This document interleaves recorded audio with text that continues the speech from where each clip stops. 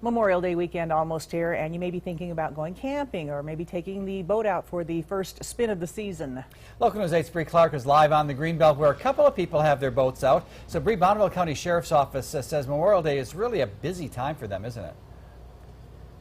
Well, Carol J., you know, it's the beginning of summer fun for most people, but when it comes to boat season, deputies say that a lot of people aren't prepared, and that could weigh heavy on their office.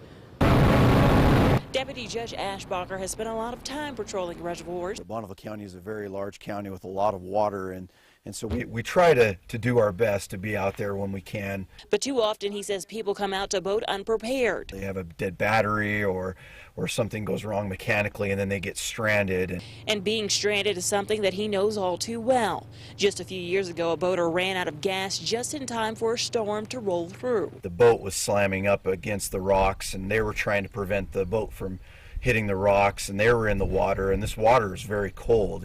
And cold water, hypothermia, and drowning could have been their fate. Simply, if they just would have made sure that everything mechanically was working before they decided to go on their adventure, it probably would have been a different story. Studies show about half of Americans don't know how to swim, so if you are on a boat, you want to make sure that everyone on board is wearing one of these life jackets, and if you do happen to fall over, just make sure you have a whistle or something to make a loud noise so someone can find you. And one thing that most people forget is when they pull off to make sure that plug is inside so their boat doesn't fill up with water. We just want to get the message out that every year we typically lose somebody, and we believe we can prevent that by wearing life jackets.